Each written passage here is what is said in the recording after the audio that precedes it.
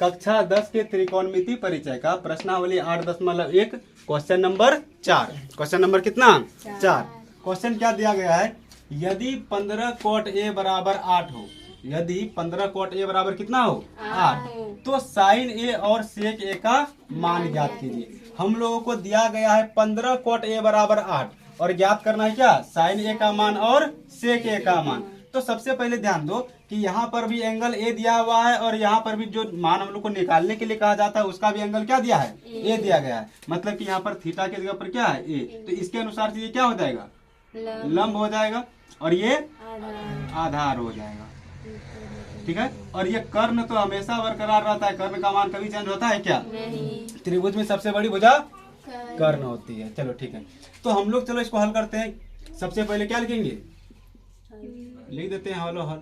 इसके बाद दिया गया है, क्या दिया गया हम लोग को, 15 कोट ए बराबर कितना 8।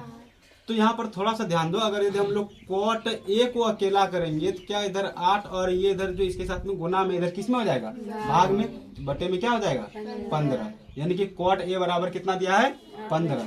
अब सबसे पहले ये बता कि कोट का फॉर्मूला क्या होता है, आधार बटे लंब। यानी कि हम लोगों को ये दिया हुआ है आधार का मान और नीचे वाला जो होगा वो हो जाएगा लंब का मान। यानी कि आधार का मान कितना है 8 है और लंब का मान 15 है। अब थोड़ा सा ध्यान दो, पहले हम लोगों को यहाँ से देखना पड़ेगा कि कर्ण का मान निकालना पड़ेगा कि नहीं निकालना पड़ेगा।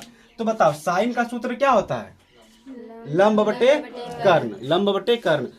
कर्ण का मान दिया हुआ है नहीं, तो पहले कर्ण का मान निकाल लेंगे किसके अनुसार, पाइथागोरस प्रमेय के अनुसार। तो चलो लिखेंगे हम लोग पाइथागोरस प्रमेय से।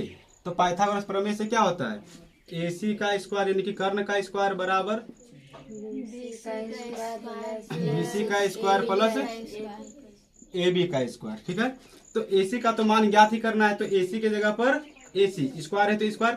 BC का मान कितना है, BC का मान 15, तो 15 का स्क्वायर आप प्लस में AB का मान कितना है 8 है, तो 8 का स्क्वायर।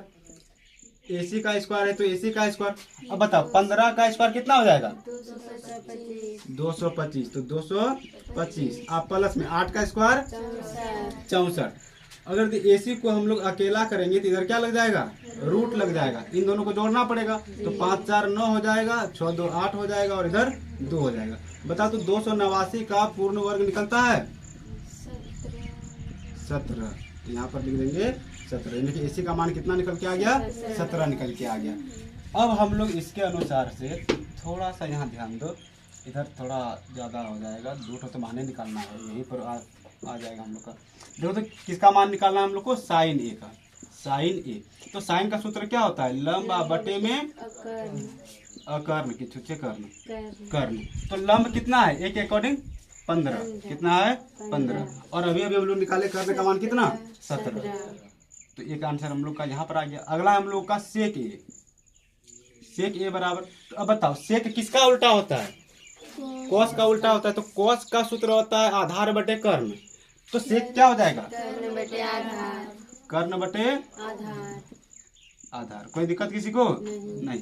कर्ण है हम लोगों का 17, अभी अभी निकाले हम लोग, और आधार कितना है 8। ये हो गया हम लोग का आंसर। समझ में आ गया सबको।